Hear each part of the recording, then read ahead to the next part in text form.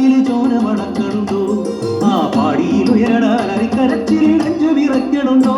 പെണ്ണെ ചന്ദ്ര തകരണുണ്ടോ?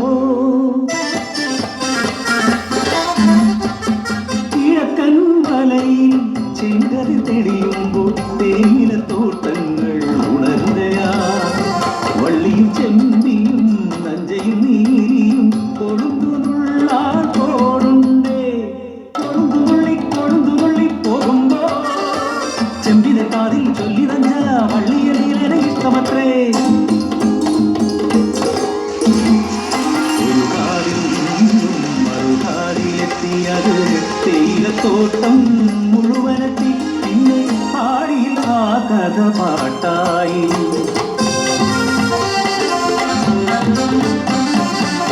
ഒരു നല്ല നാളിൽ കരം പിടിച്ചു നീലൻ വള്ളിയെ ജീവന്റെ പാതിയാക്കി. ഇല്ലായ്മയാണേനും വല്ലായ്മയാണേനും ഒരു സ്വർഗം തന്നെ പടുത്തുയർത്തി. അവരുടെ സ്വപ്നങ്ങൾ ചിറകുവച്ചു ഒരു കുഞ്ഞിക്കരച്ചിരുന്നു.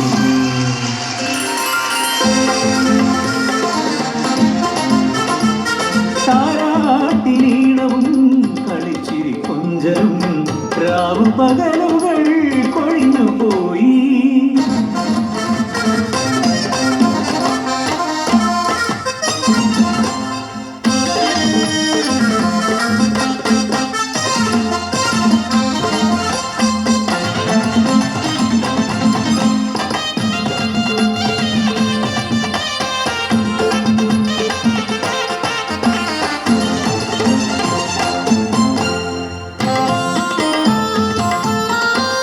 ഒരു ദിനം കുഞ്ഞിന് പൊള്ളണ ദിനം മരുന്നിനായി നീലൻ മലയിറങ്ങി.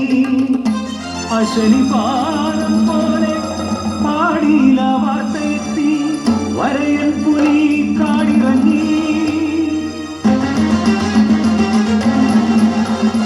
രാവേറെ ചെന്നിട്ടും വന്നില്ല നീലനും പരിഭ്രാന്തയായി വള്ളിയും. നേരം പുലർന്നപ്പോൾ കേട്ടു വാർത്ത, പുലി കൊന്നു തിന്നു നീലനെ. മുത്തേ മുത്തേ നിന്നെ കൊഞ്ചിക്കാനിനി അച്ഛൻ വരികയില്ല. ആന കഴിപ്പിക്കാൻ മാമൂട്ടി കൊഞ്ചിക്കാൻ അമ്മയുടെ മുത്തിന് അച്ഛനില്ല.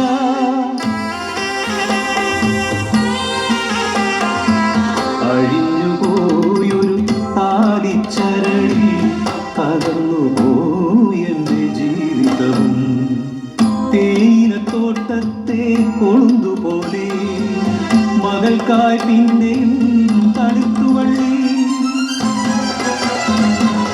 നാടിനെ വീതിയിലാട്ടി പിന്നെയും പിന്നെയും കാടിറങ്ങി. ആ നരഭോജി കാടിറങ്ങി. വേലക്കിറങ്ങാനോ പേടിയായി. പാടികൾ കണ്ണീർ കടലായി.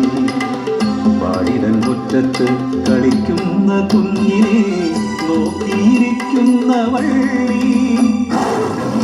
ഒരു മുരൾച്ച കേട്ട് എത്തി നോക്കി.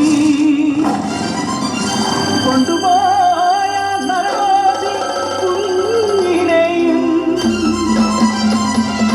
അലറിക്കരഞ്ഞവൾ പിന്നാലെയോടി തേയിലത്തോട്ടത്തിലേക്ക്.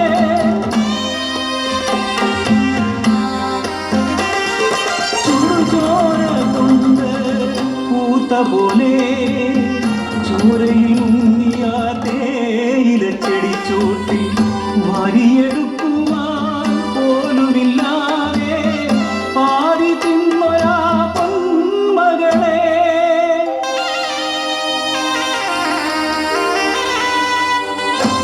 ആയിരം ജന്മങ്ങൾ പൊലിഞ്ഞാലും കണ്ണു തുറക്കാത്ത അധികാരമേ. കാട്ടുമൃഗത്തിൻ വില പോലുമില്ലാത്ത ജന്മമാണോ ഞങ്ങൾ. ജന്മമാണോ ഞങ്ങൾ. ജന്മമാണോ